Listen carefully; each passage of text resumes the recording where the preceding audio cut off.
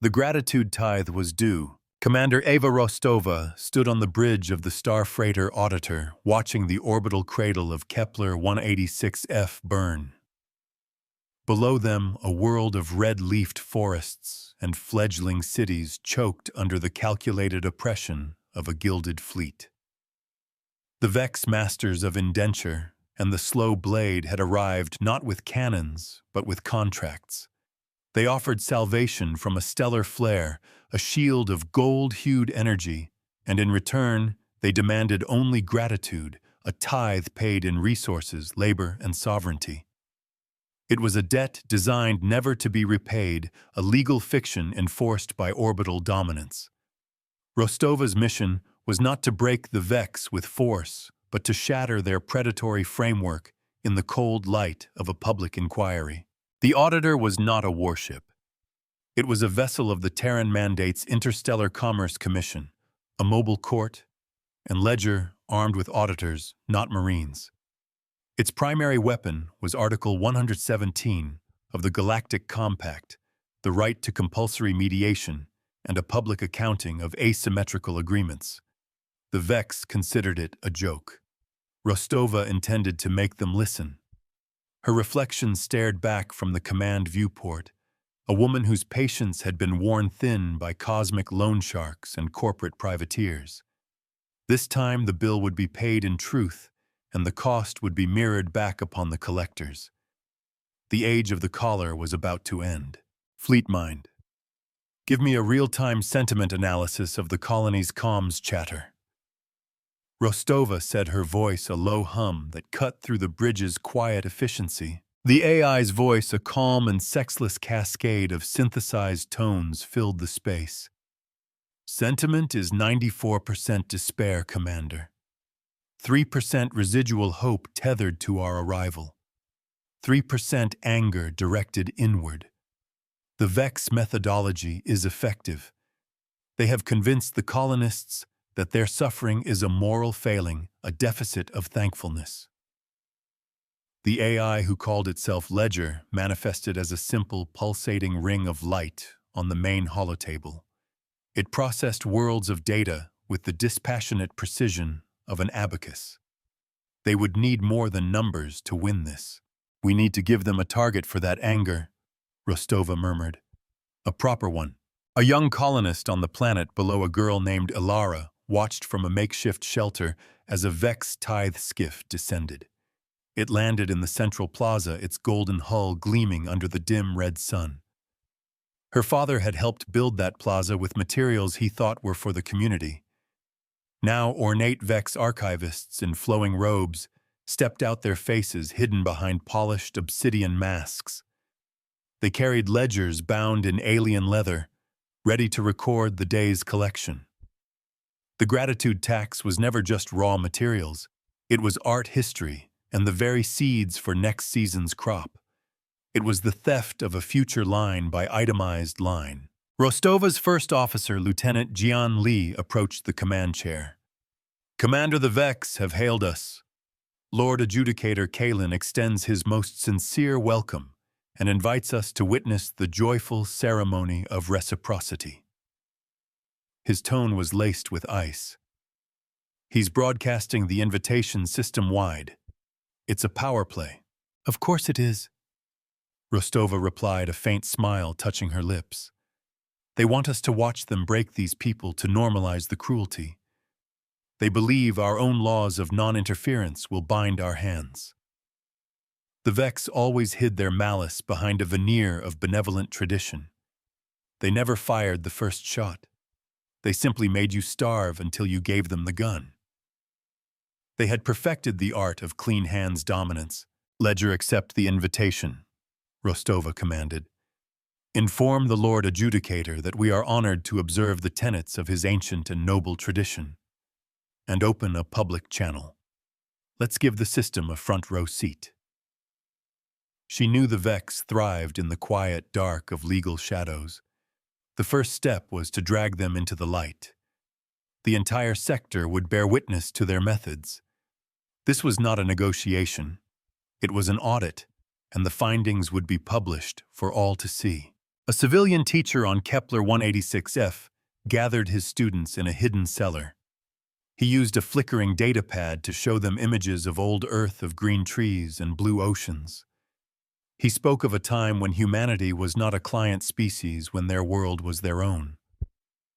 They call it a gratitude tithe, he whispered to the children huddled in the cold. But gratitude is a gift freely given. What they demand is not a gift. It is a chain.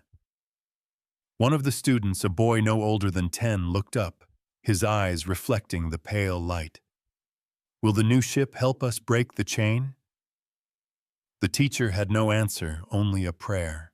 The auditor's shuttle descended through the thin, rust-colored atmosphere.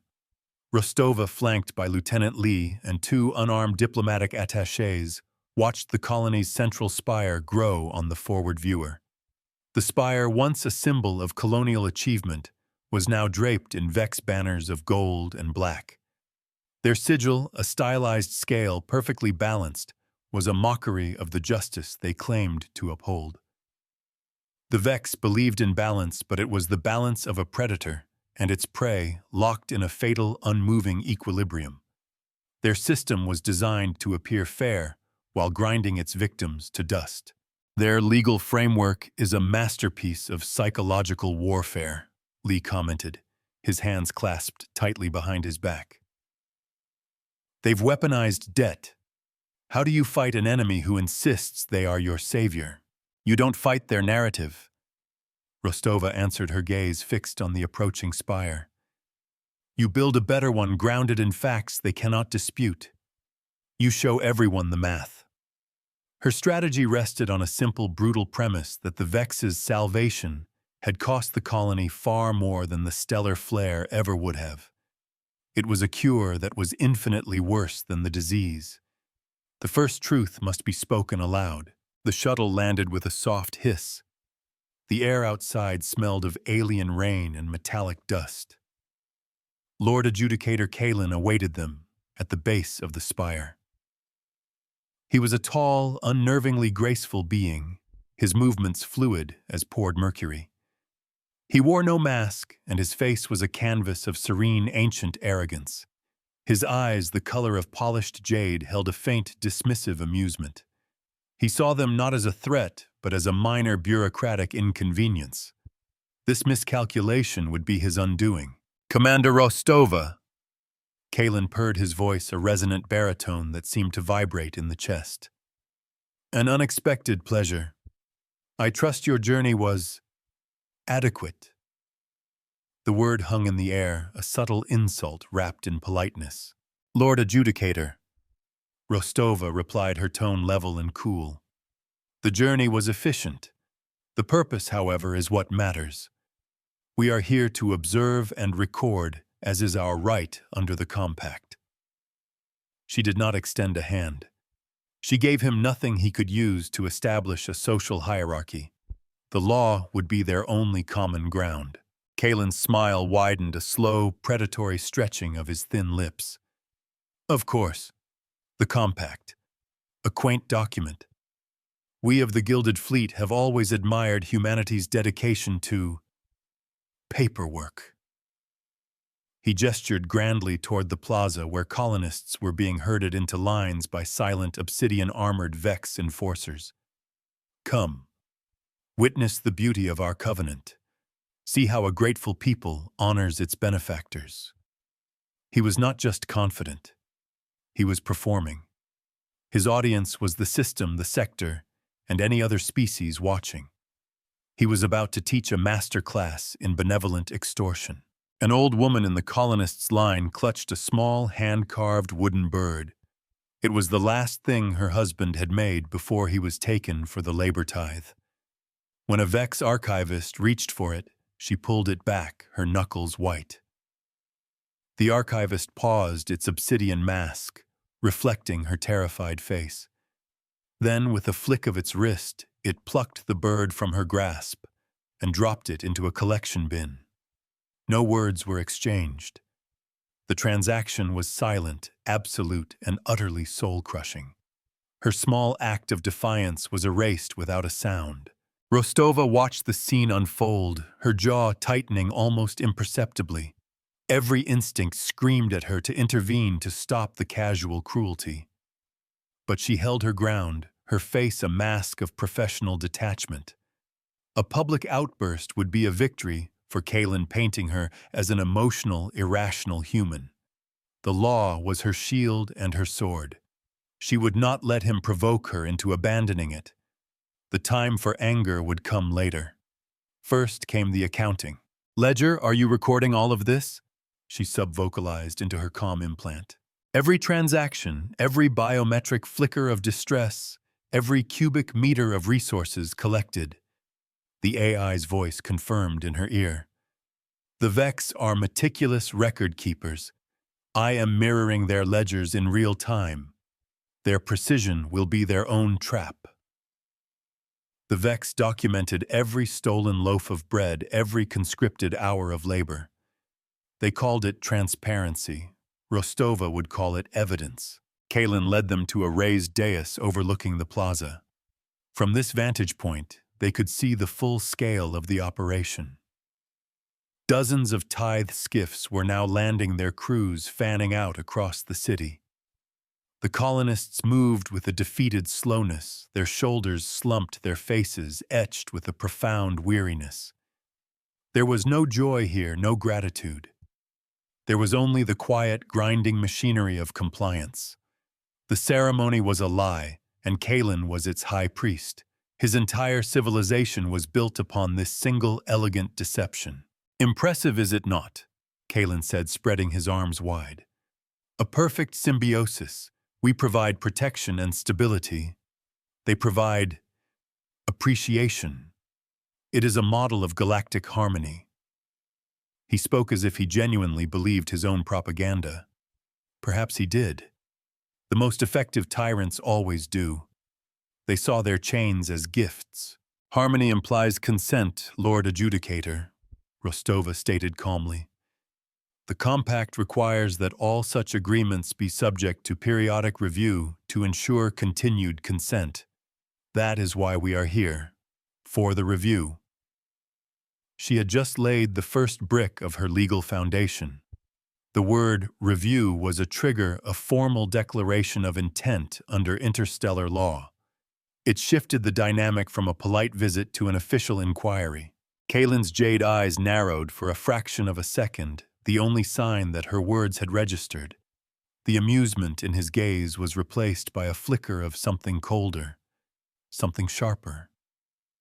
"A review, Commander. The covenant of gratitude is perpetual. It is a sacred bond, not a commercial contract to be renegotiated by outsiders."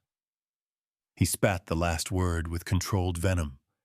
He was drawing a line in the sand. He was daring her to cross it. "A bond can become a yoke, Lord Adjudicator," Lee interjected, his voice firm. "The law exists to distinguish between the two. We are not here to renegotiate. We are here to measure." He had her back, reinforcing the legal framing. They were a team, a unified front of cold, hard process against Kaelin's flowery rhetoric. This was how they would win, not with passion, but with precision. A young man, barely an adult, was forced to hand over a set of engineering tools that had belonged to his mother. He had been using them to try and repair the settlement's water purifier. As a Vex enforcer took them, he met the creature's masked face. "We can't fix the purifier without those," he said, his voice cracking. The enforcer remained silent. The archivist standing beside it made a notation on its datapad, adding the tools to the tithe. The message was clear: their survival was secondary to the debt. The purifier would remain broken. Rostova's gaze swept over the plaza. She saw the broken purifier, the listless colonists, the overflowing collection bins. She saw a civilization being systematically dismantled, its people stripped of their tools, their hope and their dignity. "Lord Adjudicator," she began, her voice ringing with a new authority, "the compact is clear. Any agreement that results in the degradation of a signatory's ability to sustain itself is by definition predatory and void. I am formally opening a public inquiry into the matter of the gratitude tithe. She had thrown the gauntlet. The corridor of law gambit had begun. The air on the dais grew thick with unspoken tension. Kalen's serene mask finally cracked. A slow, cold fury burned in his eyes. He had underestimated her. He had expected a protest, a symbolic gesture. He had not expected a formal public challenge to the very foundation of his people's power. "You have no jurisdiction here, Commander," he hissed. "This is a private matter between my fleet and this colony." "There are no private matters when a compact signatory is facing systemic collapse." Rostova countered, her voice unwavering. "Your fleet operates in galactic space and benefits from the protections of the compact. You are therefore subject to its articles, all of them." She had him. He knew it. The Vex had grown complacent, believing their web of legal fictions was impenetrable. But they had forgotten a simple truth: all systems have rules. And those who live by the letter of the law can also die by it. The inquiry was not a request. It was an inevitability. Kalen stared at her for a long moment, the silence stretching taut between them. The sounds of the tithe ceremony in the plaza below seemed to fade into the background. Then he composed himself, his arrogant smile returning, though it no longer reached his eyes. "Very well, Commander. You shall have your inquiry. Let the galaxy watch. Let them see the generosity of the Vex and the ingratitude of humanity." He turned and walked away, his robes flowing behind him like a river of black silk. He thought he could still control the narrative. He was wrong. The narrative was no longer his to control. The truth was a tidal wave, and Rostova had just kicked down the dam. Back on the Auditor, the bridge crew worked with quiet intensity. Data streams from the surface flowed into Ledger's core, every piece of evidence being logged, categorized, and cross-referenced. Rostova stood before the holotable, where the pulsating ring of light that was Ledger now projected a three-dimensional map of the colony. Red icons flagged critical infrastructure failures: the broken water purifier, a failing atmospheric condenser, a depleted medical dispensary. Yellow icons marked Vex tithe collection points. The yellow icons were clustered around the red ones. It was a perfect map of predation. "They aren't just taking resources," Lieutenant Lee said, his voice tight with anger. "They're targeting the very things the colonists need to survive. It's a deliberate strategy to keep them weak, to keep them dependent." It was a classic debt trap scaled up to an entire world. The Vex weren't just collecting a tithe. They were ensuring the debt could never be repaid by crippling the debtors. "Precisely," Rostova agreed. "And that is what we will prove in the inquiry.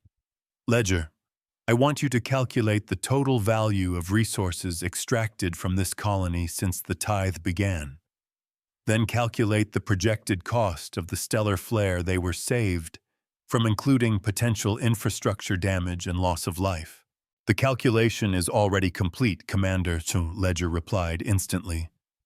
"The Vex have extracted resources valued at approximately 117 times the maximum projected cost of the stellar flare event. The tithe has also directly caused a 72% reduction in the colony's life support efficiency, leading to a projected population decline of 15% within the next 5 standard years. This is not salvation. It is a managed extinction." The AI's calm, factual pronouncement was more damning than any emotional outburst could ever be. A medic in the colony's small clinic tried to treat a child with a respiratory infection. She needed a specific antibiotic, but the Vex had taken the entire medical inventory as part of the tithe. The archivist had called it a contribution to the fleet's apothecary, a gesture of communal support. Now the medic was forced to use herbal remedies, her face a mask of helpless frustration. The child coughed a weak, shallow sound, that echoed the colony's own failing breath. The Vex called it harmony, but on the ground, it sounded like a death rattle. The public inquiry was set to begin in 3 days. It would be held in the colony's central spire, a neutral ground agreed upon by both parties. But there was nothing neutral about it. The spire was Vex territory, a symbol of their dominance. Kalen had chosen the venue to intimidate them, to remind them who held the real power. But Rostova knew that power was an illusion. True power resided not in force, but in truth, and she had an AI full of it. "We need a witness," Rostova said, turning to her small command team. "Someone from the colony who can speak to the reality of the Vex's gratitude. Someone who can put a human face on Ledger's numbers." "The Vex will never allow it," Lee cautioned. "They'll intimidate anyone who even thinks of speaking out." "Then we need to find someone they can't intimidate," Rostova countered. "Or someone who has nothing left to lose." She thought of the old woman with the wooden bird, of the young man with his mother's tools. The colony was full of people who had nothing left to lose. The challenge was finding one who still had the will to fight. That night, a clandestine meeting took place in the hidden cellar where the teacher had spoken of old Earth. Rostova and Lee, disguised in simple colonist attire, met with a small group of community leaders. The teacher was there, as was the young engineer who had lost his tools. The medic from the clinic was also present, her eyes burning with a quiet fury. They listened as Rostova laid out her plan, not of rebellion, but of testimony. "I cannot offer you weapons," she told them, her voice a low, urgent whisper. "I cannot fight your battles for you, but I can give you a platform. I can give you a voice that will be heard across the galaxy. I can give you the law." She looked from face to face, searching for a spark of defiance in their exhausted eyes. This was the most dangerous part of her plan. She was asking them to stand up, to risk what little they had left. The engineer, whose name was Ben, spoke first. "They took my mother's tools. She was one of the first to die after they came. Said it was a lung blight. The medic says it was the failing air recyclers they refused to let us fix." He looked at Rostova, his young face hard with grief and anger. "I'll speak. I'll tell them what they took." He was not just angry. He was ready to turn that anger into a weapon. "They will target you, Ben," the teacher warned, his voice heavy with concern. "They will make an example of you." "Let them," Ben shot back. "What else can they take from me, my ghost?" He had reached the point Rostova had been looking for. The point where fear is burned away by loss. He had nothing left to lose and everything to fight for. The Vex had made a critical error in their calculations. They had accounted for resources and labor, but they had not accounted for the human spirit. As they prepared for the inquiry, Ledger worked on the second phase of Rostova's plan, the mirror justice maneuver. The auditor was more than a mobile court. It was a massive mobile accounting engine.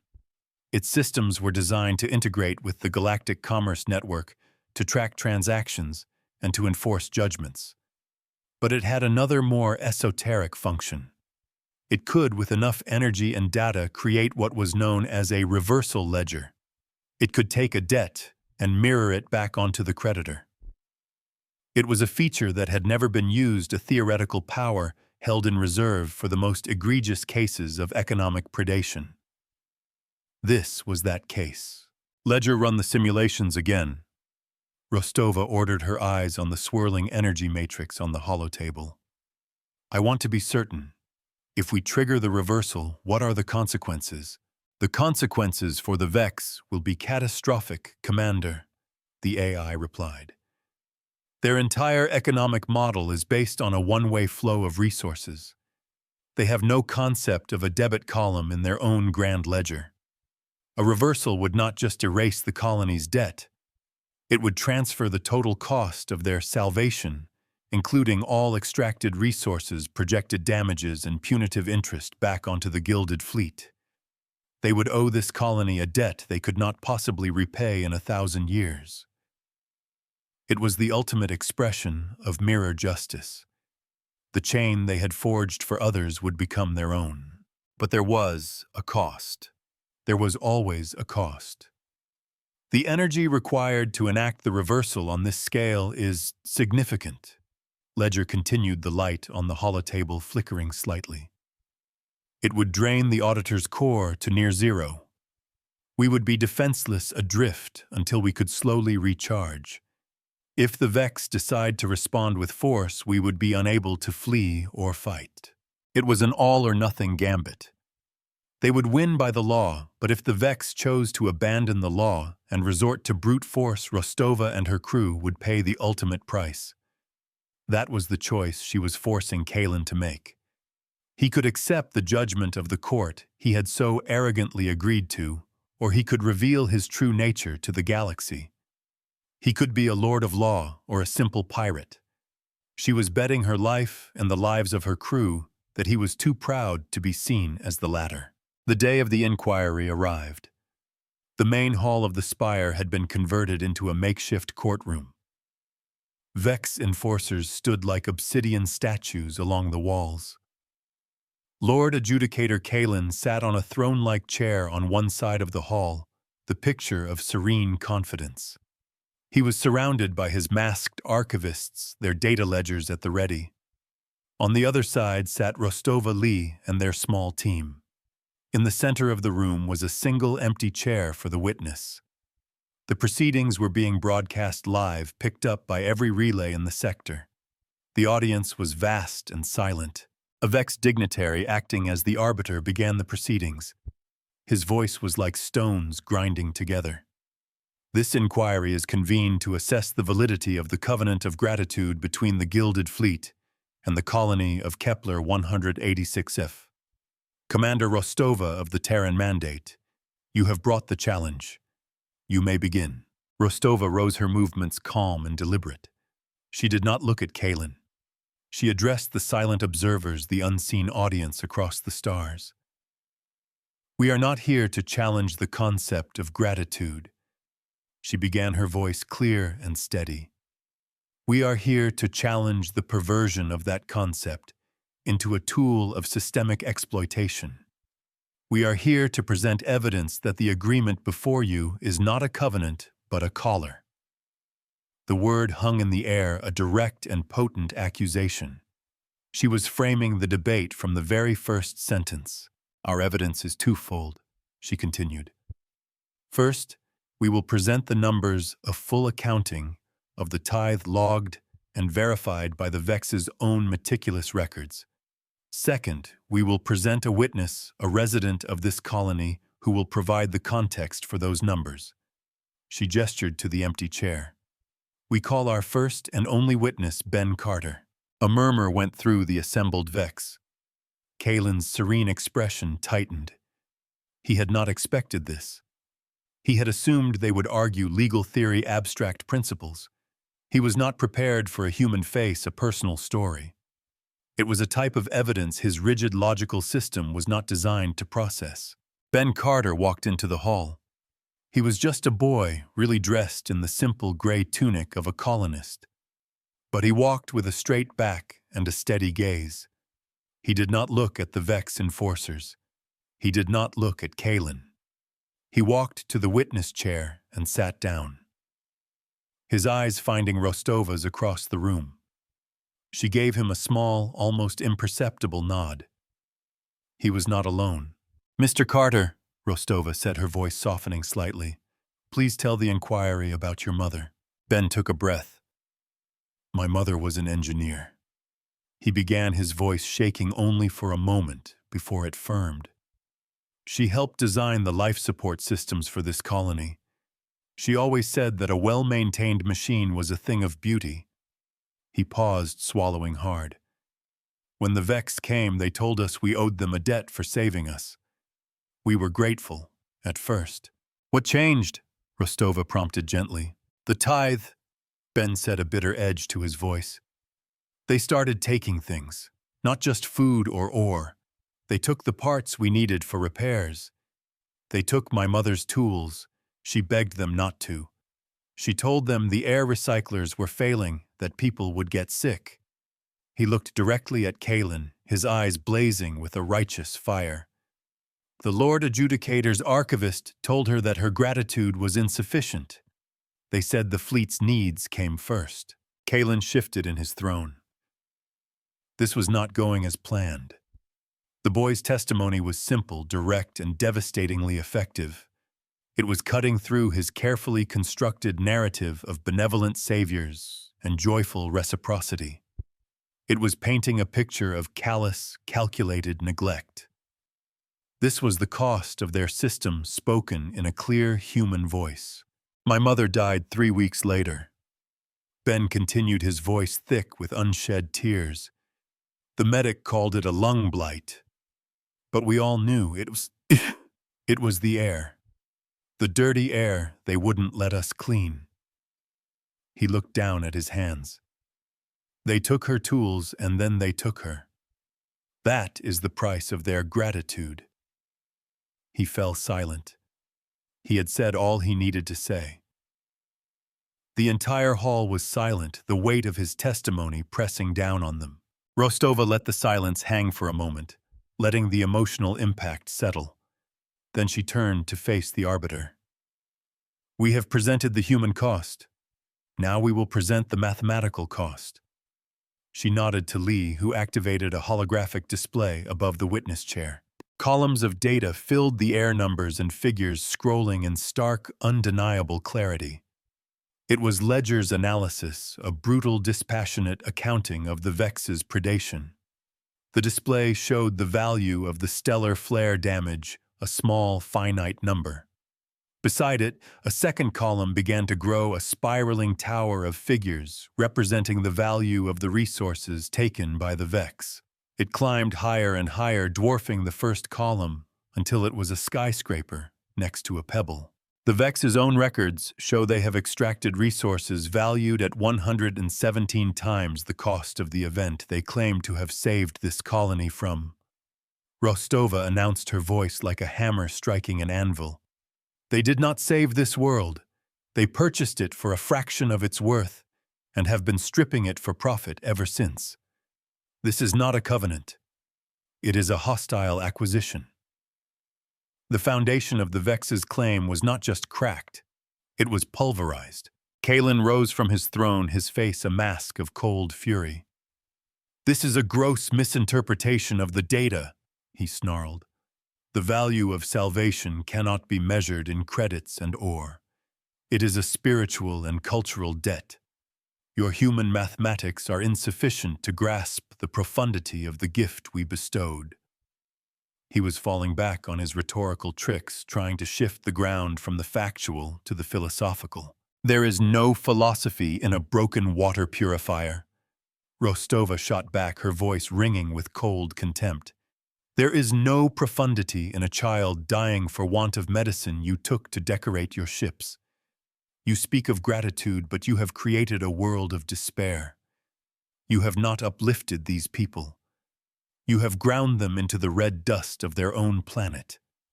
She took a step forward, her eyes locked on his. The inquiry is over. The evidence has been presented. We are now ready for the judgment.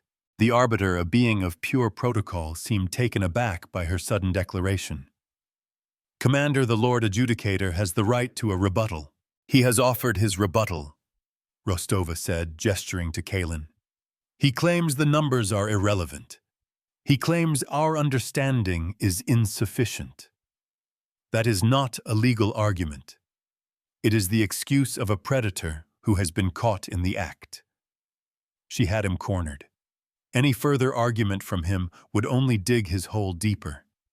He had been so confident in his own performance that he had failed to prepare for a substantive attack. His arrogance had become her greatest weapon. Kaelin seemed to realize his predicament. His face for the first time showed a flicker of uncertainty. He had lost control of the proceedings. The narrative he had so carefully crafted was in tatters. The Galactic audience was not seeing a benevolent savior being questioned by ungrateful primitives. They were seeing a cosmic landlord being audited by a ruthlessly efficient accountant. The mystique of the Gilded Fleet was evaporating under the harsh glare of public scrutiny. "The law is clear," Rostova pressed on her voice, resonating with the force of an undeniable truth. "Article 117 of the Galactic Compact is not a suggestion. It is a mandate. Any agreement that creates a state of perpetual servitude and systemic degradation is null and void." She turned her gaze back to the Arbiter. "We ask for two things. First, the immediate and unconditional termination of the Covenant of Gratitude. Second, a full and complete restitution for all resources and labor extracted from this colony." The demand for restitution was the final blow. It went beyond simply freeing the colony. It sought to punish the Vex, to make them pay for their crimes in the only language they truly understood, the language of the Ledger. It was a demand so audacious, so unprecedented, that a wave of murmurs rippled through the hall. Even Lee seemed surprised by the boldness of her move. Kalen laughed a harsh, grating sound, devoid of any humor. "Restitution. You are a fool, Commander. You have no power to enforce such a judgment. Your little ship, your little inquiry, it is all just noise. We are the Gilded Fleet. We are the power in this sector. You have your recording, your evidence. But we have the ships. Now get off this world before we decide your presence is a violation of our generosity." He had abandoned the pretense of legality. He was resorting to a naked threat of force. It was the moment Rostova had been waiting for. "So it comes to this," Rostova said, her voice dropping to a low, dangerous calm. "When the law is not in your favor, you discard it. When the numbers prove you a thief, you threaten violence." She slowly raised a hand to her comm implant. "You are right, Lord Adjudicator. We do not have the ships to fight you, but we have something far more powerful. We have the truth, and we have the means to enforce it." She looked directly at Kalen, a cold, hard light in her eyes. "Ledger," she said, her voice now broadcast throughout the hall and across the system. "The Lord Adjudicator has rejected the legal finding. He has chosen to operate outside the compact. Therefore, he has forfeited its protections." The air crackled with anticipation. "Execute the final judgment," Rostova commanded. "Initiate the reversal ledger. Mirror the debt." A deep, resonant hum began to emanate from the auditor in orbit, a sound that seemed to vibrate in the very bones of the spire. On the holographic display, the towering column of the Vex's profit began to shrink, the numbers spiraling downward with breathtaking speed. Beside it, a new column began to rise, a column labeled Debt, Gilded Fleet. It grew and grew, a perfect mirror of the wealth they had stolen. Kalen stared at the display, his face a mask of disbelief and horror. "What is this? What have you done?" he stammered, his arrogance finally shattering. "It's called an audit, Lord Adjudicator," Rostova said, her voice as cold and unforgiving as the vacuum of space. "You have been weighed, you have been measured, and you have been hormone wanting." The hum from the auditor intensified. The ship was pouring its entire energy reserve into the reversal, broadcasting a new, unbreakable contract across the galactic commerce network. Every financial institution, every government, every trading guild was receiving the notification. The Gilded Fleet, the masters of indenture, were now the galaxy's biggest debtors. Their credit was ruined. Their assets were frozen. Their contracts were void. She had not destroyed their ships. She had destroyed their entire economic foundation with a single command. The collar had been mirrored. It was now theirs to wear. High above aboard the auditor, the lights on the bridge flickered and dimmed. Red warning icons flashed across consoles. "Core energy at 5% and falling," Lee's voice reported from his station, tight with tension. "Main power offline. We are running on emergency reserves. We are a sitting duck, Commander. Rostova stood her ground in the spire's hall, her gaze never leaving Kalen's horrified face. The Vex enforcers looked uncertain, their obsidian masks hiding confusion. Their entire system was built on a foundation of economic dominance and legal superiority. Rostova had kicked out both pillars at once. They were adrift, their purpose erased by a cascade of numbers on a public ledger. "You have ruined us," Kalen whispered, his voice choked with a rage born of utter impotence. He had Fleet's armies a civilization built on conquest by contract. And he had been brought down by a single human commander with an audit and an unshakable belief in the rules he had pretended to follow. "No," Rostova corrected him, her voice quiet, but carrying the weight of finality. "You ruined yourselves. You built a house of cards on a foundation of lies, and I simply held up a mirror. The debt is yours. The gratitude is theirs." She gestured to Ben, who was watching the proceedings with wide, disbelieving eyes. A slow smile spread across his face, the first true smile he had managed in years. The weight of the world had been lifted from his shoulders. The Arbiter, after a long, stunned silence, finally found its voice. It struck a ceremonial chime, the clear, pure tone cutting through the charged atmosphere. "The judgment stands." It declared its voice devoid of emotion, but heavy with the force of galactic law. The covenant of gratitude is dissolved. The reversal ledger is registered and binding. It was over.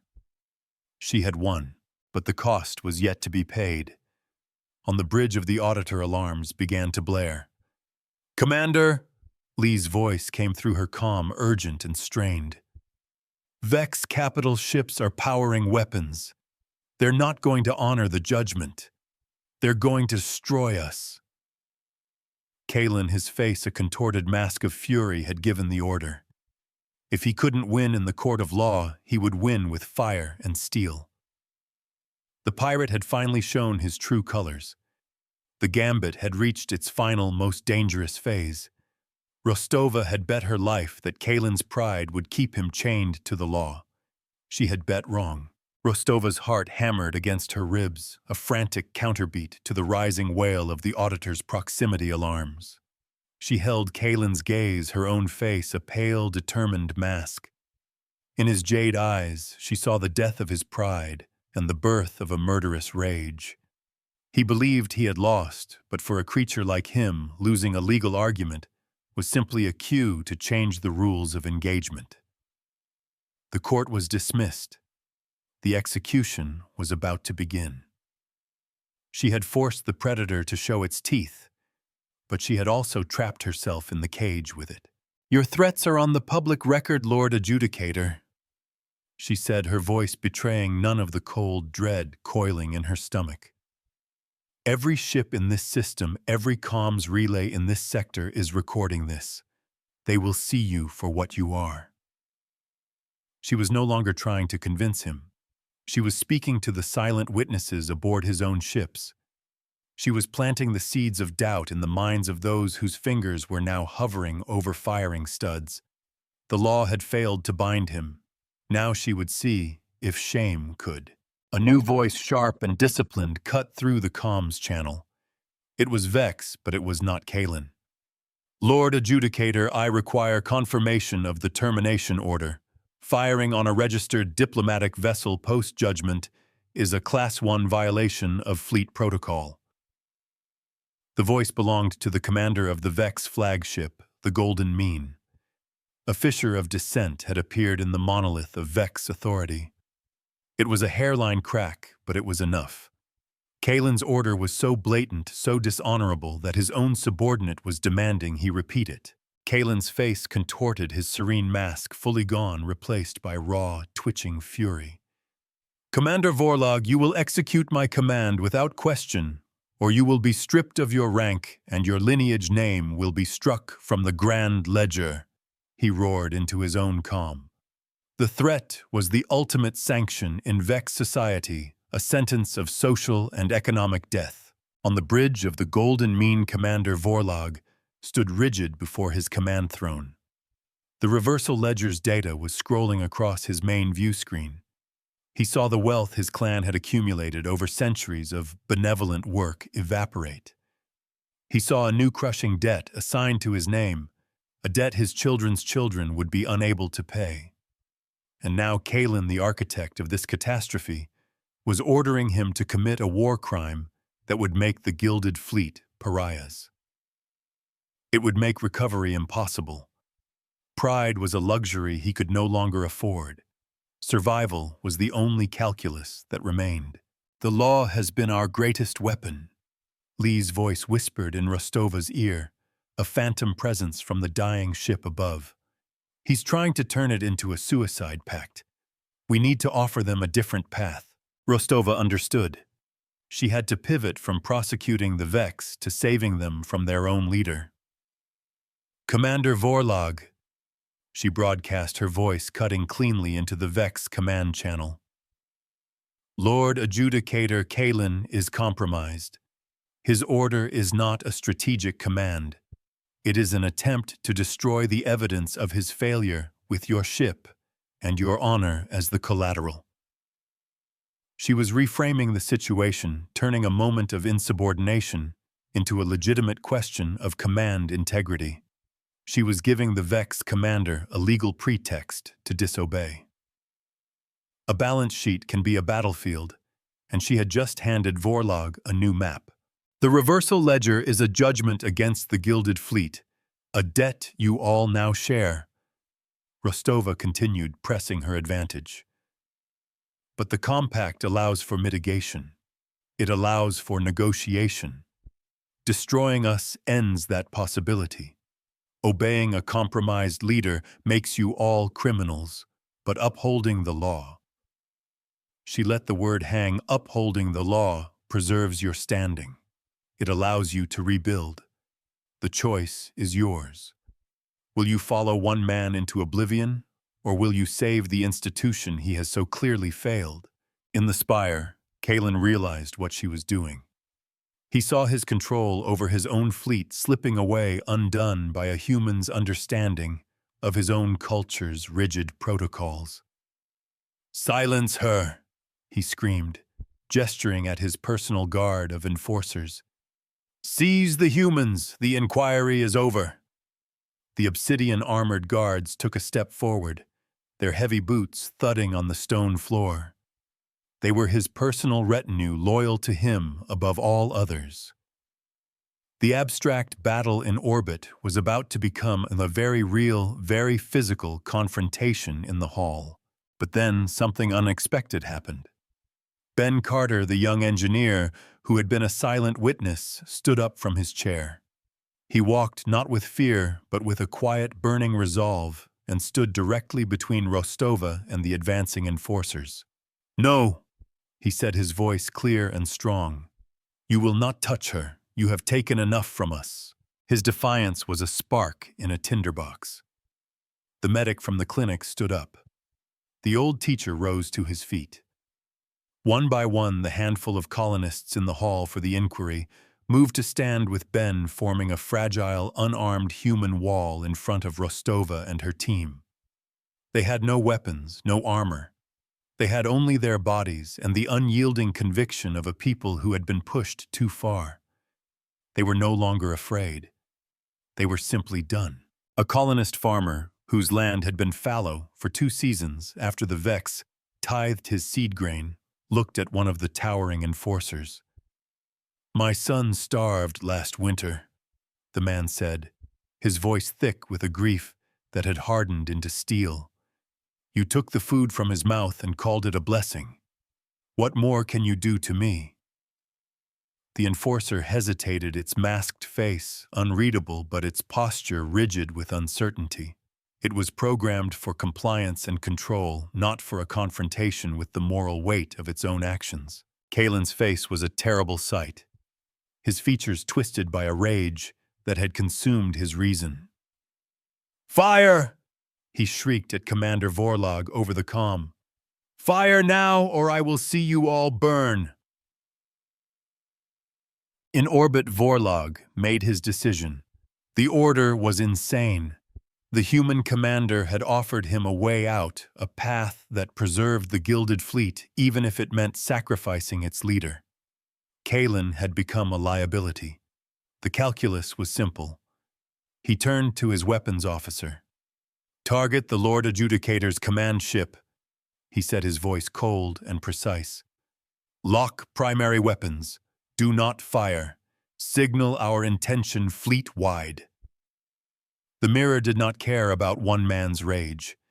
It only reflected the system. On the bridge of Kalen's vessel, alarms blared. A tactical display showed the flagship, the Golden Mean, and two other Vex cruisers turning their weapon ports, glowing with lethal energy, all of them aimed directly at Kalen's command bridge. His own fleet had turned on him. The mutiny was silent, swift, and absolute. He was a king with no subjects, a commander with no soldiers. He had been audited, judged, and now finally deposed. Down in the spire, Kalen saw the tactical shift on a nearby display. The last of his authority crumbled into dust. The fire in his eyes died, replaced by a flat, hollow emptiness. He slumped back into his throne, a broken creature defeated not by cannons or warships, but by a public accounting and the unyielding logic of his own people's self-interest. His enforcers, sensing the monumental shift in power, halted their advance. They lowered their weapons and stood motionless, awaiting orders from their new de facto leader, Commander Vorlog. The tension in the hall broke. The colonists did not cheer. They simply stood together, a silent, powerful tableau of survival. Ben Carter turned to look at Rostova, a question in his eyes. She gave him a slow, grateful nod. He had done more than testify. He had reminded his people how to stand. "Ledger." Rostova subvocalized, her voice still trembling slightly with adrenaline. "Status report. The Vex fleet is standing down, Commander." The AI's calm voice returned in her ear. "Commander Vorlog has assumed control and is broadcasting his compliance with the compact judgment. The auditor is no longer targeted. However, our core energy remains at 2%. We are functionally inanimate." The first cost of victory. The auditor, their shield and their home, was a ghost ship, adrift and vulnerable. It would take months of slow, painstaking work to bring its systems back to full power. They had won the legal battle, but they were stranded in the heart of the system they had just humbled. They were alive, but they were not yet safe. The second cost became apparent in the days that followed. The Vex, under Vorlog's pragmatic leadership, withdrew their tithe skiffs and enforcers. They began the long, humiliating process of calculating the restitution they owed. But the scars on the colony remained. The broken water purifier was still broken. The depleted medical supplies were still gone. The colonists were free, but they were also destitute, facing the immense challenge of rebuilding a world that had been systematically bled dry. Their victory was not a magic wand that healed all wounds. It was merely the chance to begin healing themselves. The gratitude tithe was gone, but the bill for its damages had just arrived. A week later, Rostova stood once more on the bridge of the Auditor. The ship was still on emergency power, its corridors dark and silent, the air cold and thin. Only the main viewport was lit, showing the red-hued world of Kepler 186f below.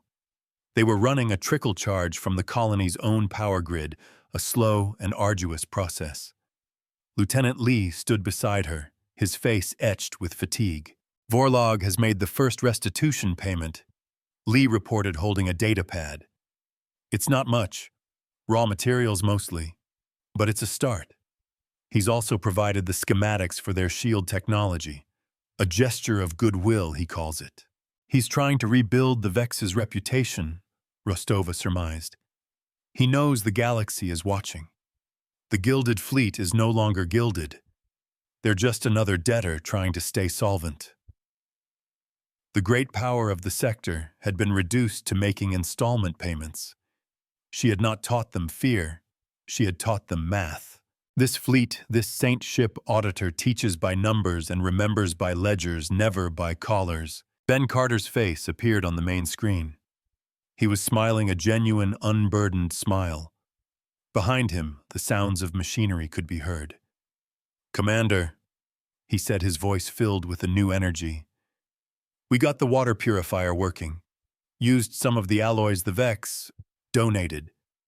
He chuckled at the word. "The air recyclers are next. The medic wanted me to tell you the new antibiotics have already saved 3 children." Rostova felt a warmth spread through her chest, a feeling more powerful than the hum of a fully charged engine core. "That's good news, Ben. That's the best news." "We're free, Commander," he said, his voice thick with emotion. "It doesn't feel real yet, but it's true. Thank you." "You freed yourselves, Ben," she corrected him gently. "You just needed someone to remind you how." The transmission ended. Rostova continued to gaze at the planet below, at the tiny, resilient world they had pulled back from the brink. The victory felt real, earned. It was not the clean, explosive triumph of a battle won with phasers. It was the quiet, grinding satisfaction of a balance sheet being corrected, of a great injustice being slowly, methodically undone. It was the victory of the auditor, of the accountant, of the unwavering belief that civilization was at its core, an agreement to follow the rules, especially when it was hard. "Ledger," she said softly, "finalize the precedent. Lock it into the Compact's public record." "Affirmative, Commander," the AI's voice replied. "The Rostova Doctrine is now codified. Predatory salvation agreements are classified as acts of aggression. The reversal ledger is now a standard enforceable punitive measure. The institutional consequence was locked in. A new law, a new weapon for the powerless now existed for all to see. It would not stop all predators, but it would give them pause. It would force them to count the cost. On the main holotable, a simple text entry appeared broadcast across the entire galactic network, a line item in the Great Book of Interstellar Law. The debt registered to the Gilded Fleet payable to the colony of Kepler 186 blinked with 2 final immutable words: payment confirmed. Justice is not a thunderbolt. It is a line item entered and verified. It is the slow, patient work of counting, of holding power to account, not with rage, but with a receipt. We cannot make monsters good, but we can make them pay their debts.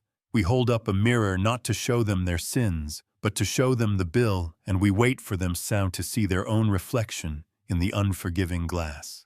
The ledger is the last and greatest weapon,